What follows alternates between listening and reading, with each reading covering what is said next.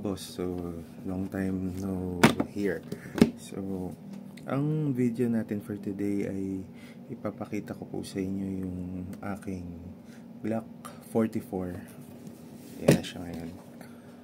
Which is, ano po yan? Yan po yung 22 LR ng Glock. Yan. So, usually kasi to, wala to.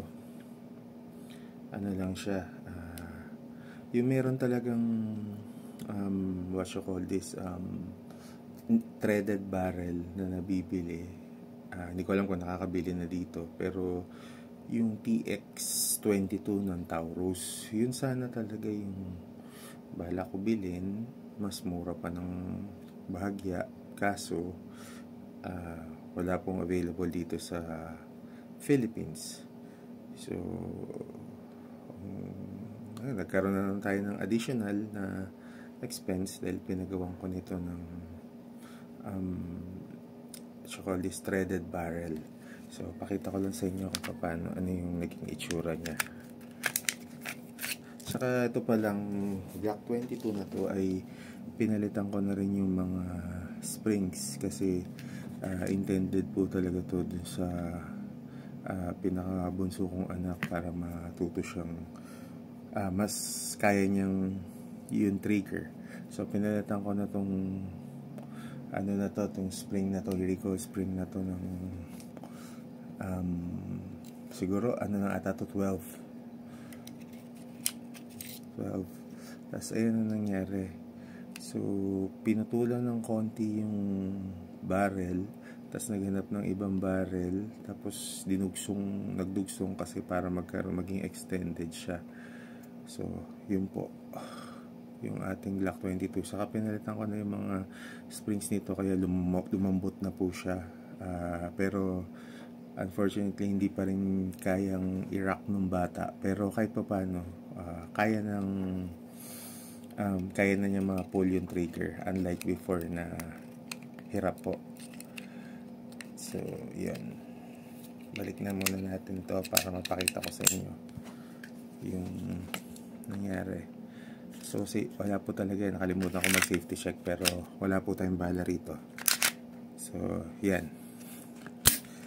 So, ito po, nilagyan ito. Kung magtatanong kayo kung saan ko ito pinagawa, dito lang sa may Quezon City. Message na lang kayo kung magpapagawa kayo, ituro ko sa inyo. Yan, nilagyan niya ng ganito, ng sleeves. Tapos threaded na rin siya, 1/2. Tapos ito yung ano natin, sobrang tahimik niya na. Tapos yan na siya ngayon. Kaso ang naging problem niya, ayun, yung sights kasi pinalitan ko to ng sights na luminous or umiilaw. Pero pinag-iisipan ko pa kung kailangan ko ba siya talaga lagyan ng high sights kasi medyo, ayun, nakikita nyo. Pero hindi naman siguro, bahala na. Pero for the meantime, yan na po siya. Tapos ito, pwede rin to dun sa isa kong yung Deria TM22, parehas din ng thread, kaya lipat-lipat lang to para kung gusto mo medyo tahimik talaga. So dito po sa end ng video, kung meron kayong mga interesado pa, panoorin nyo hanggang dulo para mapakita ko sa inyo yung mga related na videos for Glock 44. Tapos pakita ko na rin sa inyo, i-insert ko na rin po dito yung mga videos sa range kung gaano ka accurate at effective. Yung nagpumuputok po kasi kami nung hindi pa gun ban, kasi po ngayon gun ban na dahil election gun ban. Puputok kami doon sa arms corps. Unfortunately, ang best, may issue yung ibang bala. Ang kailangan ng ginagamit dito, kasi syempre dito tayo sa Pilipinas, yung high velocity na hindi yung hollow point solid. May issue pa rin yung yung hollow point ng arms core. So yun po lang ginagamit ko. Walang masyadong malfunctions.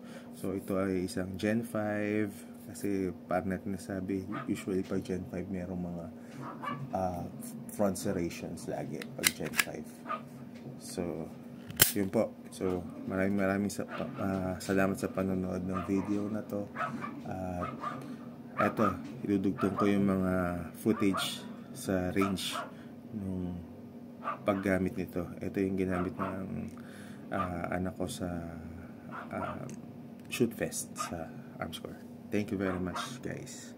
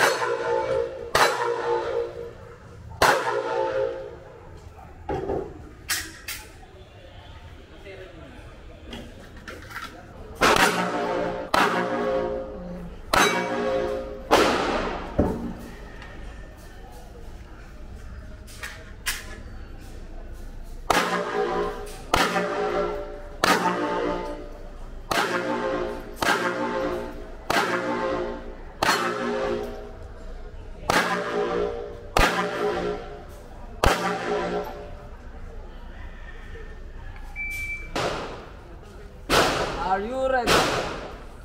Stand by.